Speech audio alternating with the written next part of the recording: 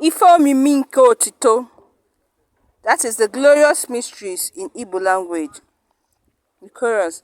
Eze nwanyị, O Maria, ị bụ nne nke ọra niile, nụrụ nara ihe omimi nke a, ukwe na ekpere nke anyị. I'll sing it.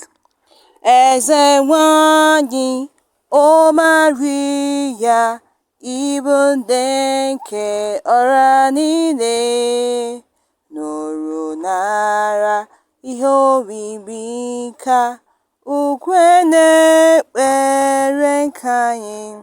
Nke mbụ, Diwe anyị Jesu Kristi meriri ọnwụ n'otito. O si n'ọnwụ bilite n'ụbọchị nke atọ. Nke abụọ, ka oge ruru ịrapụ ụwa, Jesu were otito nke ya rọgolu n'eluigwe nọrọ n'aka nri Nna.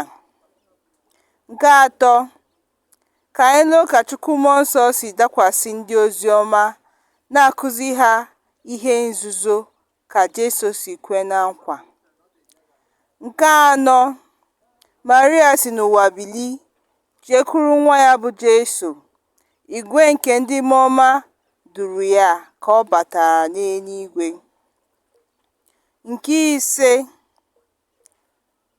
atọ n'ime otu dị ngọzi gbubere Maria okpu ka ọ bụrụ eze nwanyị nke ndị mmụọ ọma na nke anyị n'ụwa ebebe. Eze nwanyị, O Maria, ị bụ nne nke ọra niile, nụrụ nara ihe omimi nke a, ukwe na ekpere nke anyị. Nke mbụ, Diwe anyị Jesu Kristi meriri ọnwụ n'otito. O si n'ọnwụ bilite n'ụbọchị nke atọ. Nke abụọ, ka oge ruru ịrapụ ụwa, Jesu were otito nke ya rọgoro n'eluigwe nọrọ n'aka nri Nna. Nke atọ, ka anyị lee ka Chukwu Mmụọ Nsọ si dakwasị ndị ozi ọma, na-akụzi ha ihe nzuzo ka Jesu si kwe na nkwa. Nke anọ, Maria si n'ụwa bili jekwuru nwa ya bụ Jesu. Igwe nke ndị mmụọ ọma duru ya ka ọ batara n'eluigwe. Nke ise, atọ n'ime otu dị ngọzi kpubere Maria okpu ka ọ bụrụ eze nwanyị nke ndị mmụọ ọma na nke anyị n'ụwa ebebe. Thank you so much.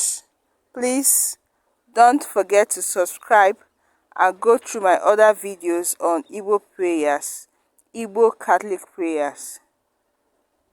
Ka emesịa, ka ọ dịbazịa. Eze nwanyị, O Maria.